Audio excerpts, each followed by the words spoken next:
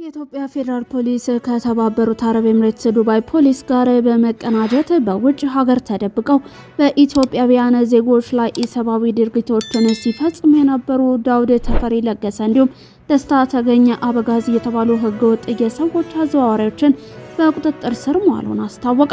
ሁለቱ ዋና ተጠርጣሪዎች የተለያዩ የማታለያ ዘዴዎችን በመጠቀም 105 ዜጎችን በህገወጥ መንገድ ወደ ዱባይ በመስደድና ከ188 ሚሊዮን ብር በላይ ከተጎጂዎቹ በመሰብሰብ በበርካታ ዜጎች ላይ ከፍተኛ የሰብአዊ መብት ጥሰት ሲፈጽሙ የቆዩ በመሆናቸው የኢትዮጵያ ፌዴራል ፖሊስ ከዱባይ ፖሊስ ጋር በመተባበር በቁጥጥር ስር ውለው ለሀገራቸው ተላልፈው እንዲሰጡ ተደርጓል። የኢትዮጵያ ፌዴራል ፖሊስ ከተባበሩት አረብ ኤምሬትስ ዱባይ የኢትዮጵያ ኤምባሲ በኩል በደረሰው ጥቆማ መሰረት ተጠርጣሪዎቹ ዱባይ ተቀምጠው ሀገር ውስጥ ባሉ ተባባሪዎቻቸው አማካኝነት ወጣቶችን በመመልመል ወደ ዱባይ በመላክ በተዘጋጀ የማገቻ ቦታ በማቆየት በተለይ በሴቶች ላይ ጥቃት በማድረስና በማሰቃየት ከፍተኛ ወንጀል ሲፈጽሙ የቆዩ መሆናቸው ተረጋግጧል።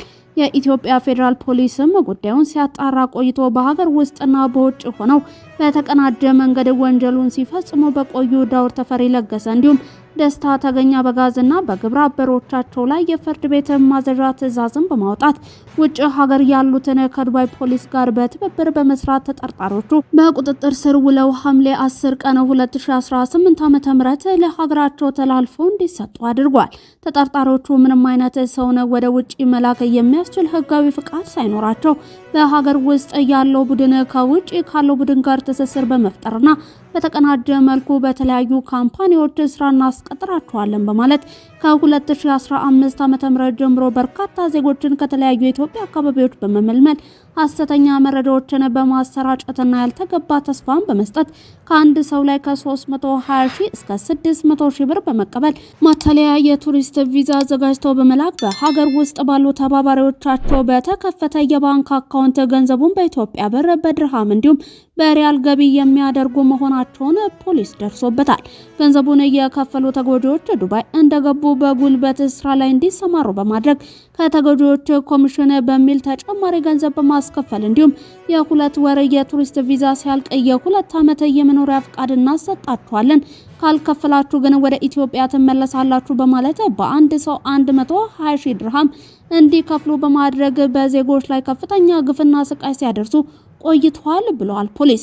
ተጠርጣሪዎቹ ተጎጂዎቹን ከዱባይ ኤርፖርት ከተቀበሉ በኋላ ሰዎችን የሚያከማቹበት ቦታ በመውሰድ በአንድ ክፍል ውስጥ በርካታ ወንዶችንና ሴቶችን በማገት ምግብ በ8 ቀን አንድ ጊዜ ደረቅ ሩዝ በመስጠት ለከፍተኛ ረሃብ እንዲሁም እንግልት ከዛም በተጨማሪ ሴቶች ላይ ጾታዊ ጥቃት ሲያደርሱባቸው መቆየታቸው ተደርሶበታል። በተጨማሪ ባደረገው ክትትል በሀገር ውስጥ ሆኖ ዱባይ ካሉ ግብረ አበሮቻቸው በሚሰጣቸው ትዕዛዝ ሰዎችን መልምለው በመላክና የባንክ አካውንት ከፍተው ገንዘብ እያሰባሰቡ የነበሩ አንደኛ ብዙአየሁ ወጋቸው በኃይሉ እንዲሁም ሁለተኛ ራህመት አበበ ሸቴ የተባሉ ተጠርጣሪዎችን በቁጥጥር ስር አውሎ ምርመራውን በስፋት በማከናወን ላይ መሆኑን የኢትዮጵያ ፌዴራል ፖሊስ ገልጿል። ፖሊስ ምርመራውን ዘመኑ ያፈራቸውን ቴክኖሎጂዎች ተጠቅሞ ይህንን ውስብስብና ድንበር ተሻጋሪ ወንጀል ለማጣራት እንዲሁም በእነዚህ ተጠርጣሪዎች አማካኝነት ከሀገር ወጥተው ከፍተኛ ስቃይ ደርሶባቸው ከነበሩ ግለሰቦች እንዲሁም ተጎጂዎች ካሉበት ዱባይ የቀጥታ ቨርቹዋል የምስክርነት ቃላቸውን በመቀበል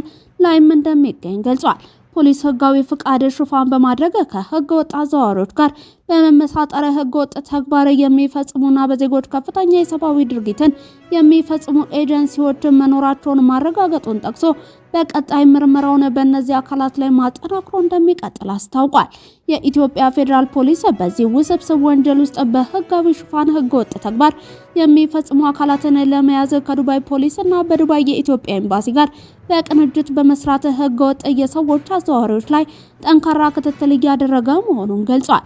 ህገወጥ የሰዎች አዘዋዋሪዎችና ተባባሪዎቻቸው በቁጥጥር ስር እንዲውሉ ድጋፍ ላደረጉ አካላት ምስጋናውን እያቀረበ ህብረተሰቡ የዜጎች ተሳትፎ መተግበሪያን 991 ነጻ የስልክ መስመር እንዲሁም ሰው አልባ የፖሊስ ጣቢያን በመጠቀም መረጃ በመስጠት ትብብሩን አጠናክሮ እንዲቀጥል ጥሪን አስተላልፏል። ነገ ሰልፉ ተጀምሮ እስከሚጠናቀቅ ወደ መስቀል አደባባይ የሚወስዱ መንገዶች ለተሽከርካሪ ዝግ እንደሚሆኑ የአዲስ አበባ ፖሊስ ዋና ጠቅላይ መምሪያ አስታወቀ። በትግራይ ክልል እየተባባሰ የመጣውን ቀውስ ለመቃወምና ለማስቆም እንዲሁም ለፌዴራል መንግስትና ዓለም አቀፍ ህብረተሰብ ለማሳወቅ አፈሳ ይቁም፣ ሰላም ይስፈን በሚል መሪ ቃል ሐምሌ 11 ቀን 2018 ዓ.ም ከጠዋቱ 12 ሰዓት ጀምሮ በመስቀል አደባባይ ሰላማዊ ሰልፍ ይደረጋል። ሰልፉ ተጀምሮ እስከሚጠናቀቅም ወደ መስቀል አደባባይ የሚወስዱ መንገዶች ለተሽከርካሪ ዝግ ይሆናሉ። ከአምባሳደር ቲያትር ወደ መስቀል አደባባይ ሐራምቤ መብራት የሚወስዱ መንገዶች ከንጋቱ 11 ሰዓት ጀምሮ ፕሮግራሙ እስኪጠናቀቅ ድረስ ለተሽከርካሪ ዝግ ይሆናሉ። ከዛሬ ሐምሌ 10 ቀን 2018 ዓ.ም ጀምሮ በመስቀል አደባባይና በዙሪያው ባሉ መንገዶች ከምሽቱ 12 ሰዓት ጀምሮ ተሽከርካሪ ለአጭርም ሆነ ለረጅም ሰዓት ማቆም መከልከሉ የተገለጸ ሲሆን ይህም ተግባራዊ መሆን መጀመሩን የአዲስ አበባ ፖሊስ ዋና ጠቅላይ መምሪያ አስታውቋል። በሴትነት አምሳል ተደብቆ ስርቆት ለመፈጸም የሞከረው ግለሰብ በፖሊስ ተያዘ።